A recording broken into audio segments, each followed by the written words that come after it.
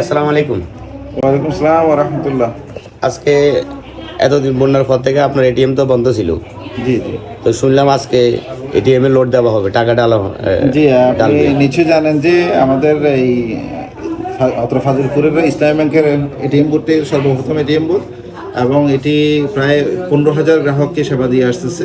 ইসলামী ব্যাংকের বাইরেও অন্তত মনে করেন যে যে সকল ব্যাংকগুলো আছে, সীমান্ত ব্যাংক, ট্রাস্ট ব্যাংক থেকে শুরু করে যে আমাদের ডিফেন্সের যে কর্মকর্তা কর্মচারীরা আছে, তারাও এখান থেকে টাকা উঠায় নিয়ে যান। তো দুর্ভাগ্যবশত স্মরণকালের সেরা যে বন্যা, এই বন্যার কারণে আমাদের দীর্ঘ 6 মাস প্রায় এই যে এটিএমটা বন্ধ ছিল। তো আলহামদুলিল্লাহ অবশেষে আমরা সেটা পুনরায় ঠিক করতে সক্ষম হয়েছি। আজকে থেকে ইনশাল্লাহ প্রত্যেকে আবার আগের মতো করে লেনদেন করতে পারবেন। তো ধন্যবাদ। বন্যার পর থেকে আমরা এটিএম থেকে টাকা তুলতে পারিনি, ঠিক আছে না? জি এখন আজকে থেকে শুনলাম টাকা লোড দেওয়া হবে। জি এখন এটা নিয়ে আমাদের তো আলহামদুলিল্লাহ সুখবর। আপনি কাউকে কিছু বলেন? জি বিষয়টা হচ্ছে অনেকেই ফোন দেয় আমাদেরকে এটিএম বুথ চালু আছে কিনা।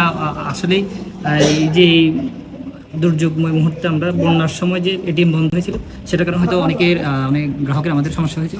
আশা করছি গ্রাহকেরা দারুণ এবং সুন্দরভাবে আবার সেবা গ্রহণ করতে পারবে। প্রত্যেক ব্যাংক বা বিভিন্ন সীমান্ত ব্যাংক বা বিভিন্ন ব্যাংকগুলোর গ্রাহকরা নিতে পারে নাই। আশা করছি আজকে থেকেই প্রত্যেকে নিতে পারবে।